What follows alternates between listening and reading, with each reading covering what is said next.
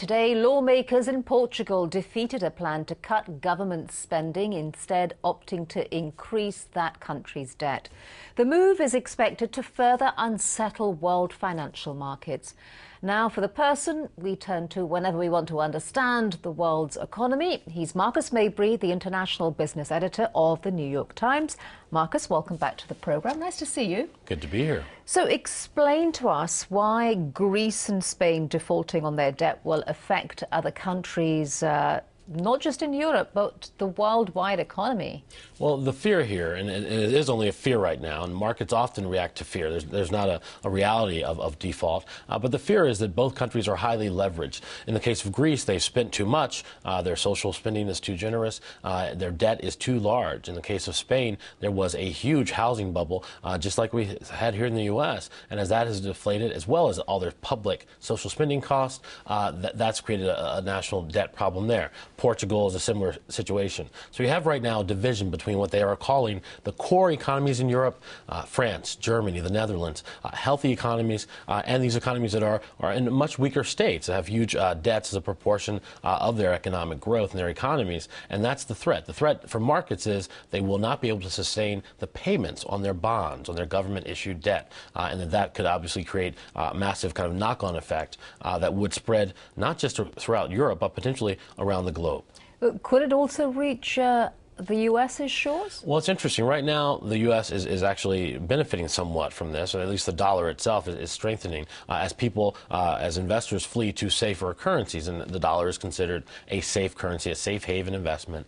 So whenever there's turmoil around the world, the dollar usually benefits from it. So that's a positive for the dollar. But long term, the United States, if we're talking about debt bombs, that's what we call these things, debt bombs, ticking time bombs of debt. The United States has a huge debt, and it's growing.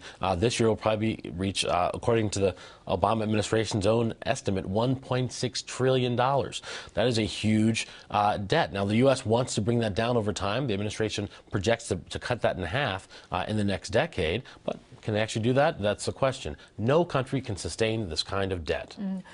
If these countries, Greece and Spain, end up going bankrupt, is this damage going to be confined to Europe, or what will the ramifications be in Europe, and how will it affect us as well? The ramifications in the short term in Europe, and you don't have to go all the way to bankruptcy. You can just go to a point where the markets don't have faith in the debt issued by those countries. The short term benefit, the short term problem in Europe would be that almost certainly France and Germany would have to bail out Greece. Now, if it were to get to a Spanish default threat, that's a much bigger economy, much larger than Greece and Portugal together, actually. That becomes a bigger problem. You might have to turn to an IMF bailout, which is scary for a developed, industrialized nation.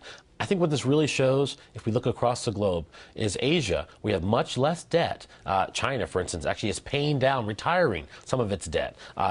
You look at Asia, which is doesn't have this debt problem, and the West, which does, and you can see another example of how Asia's economic might is going to grow and how the West is going to continue to decline. Do you think this is a problem that they're able to get out of by themselves, or will it be an IMF bailout or some other kind of bailout? We may not need an IMF bailout. We almost certainly will need some kind of a European Union bailout. The problem is they have one currency, the euro, all these different economies. The economies are in different places. They need different things.